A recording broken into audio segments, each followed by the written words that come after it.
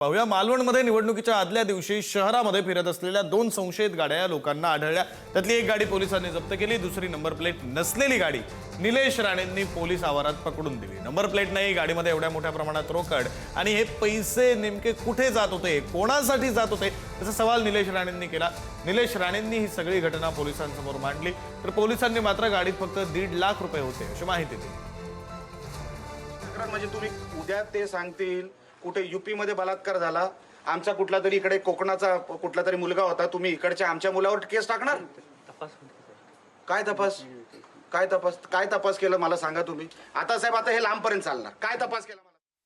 सिंधुदुर्ग जिल्ह्यातल्या 4 नगरपालिकांच्या मतदानाची प्रक्रिया सुरू होण्याआधी काही तास अगोदर पुन्हा एकदा निलेश राणे यांनी एक मोठा दावा केलेला आहे की 2 गाड्या अज्ञात पद्धतीनं मालवण शहरामध्ये फिरत होत्या आणि त्यातून पैसे वाटले जात होते आणि त्यांनी व्हिडिओ सोशल मीडियावर देखील पोस्ट केलेला आहे। मध्यरात्री खरं तर हा प्रकार घडला आणि मी सध्या हे मालवण पोलीस ठाण्याच्या परिसरामध्ये आणि आपण पाहतो हीच ती गाडी आहे ज्या गाडीला नंबर प्लेट नाही आहे। दोन्ही बाजूला जर पाहिलं आपण तर नंबर प्लेट नाही आणि हीच गाडी संशयास्पद पद्धतीनं मालवण शहरामध्ये फिरत होती असा दावा जो आहे तो निलेश राणे आमदार जे आहेत शिवसेनेचे त्यांनी केलेला आहे। दुसरीकडे आपण पाहतोय ड्रायव्हरच्या बाजूच्या सीटवर भाजपचा स्कार्फ या ठिकाणी या गाडीमध्ये आपण पाहतोय। मागच्या सीटवर काही कागदपत्र जे आहेत ती देखील या गाडीमध्ये आहेत।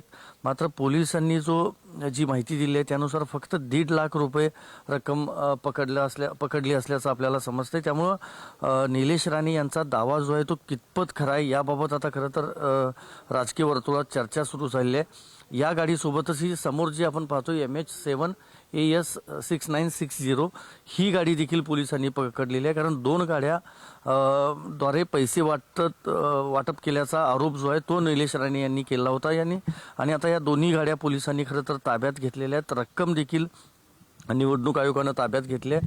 मतदानाची प्रक्रिया सुरू होण्याआधी काही तास अगोदर हा सगळा प्रकार समोर आलेला आहे। त्यामुळे पोलीस असेल, निवडणूक आयोग असेल यांच्याकडून आता नेमकी काय कारवाई केली जाते हे बघणं महत्त्वाचं असणार आहे। व्हिडिओ जर्नलिस्ट अमेश सुर्वेसह मी संदीप राजगोळकर, पुढारी न्यूज, मालवण।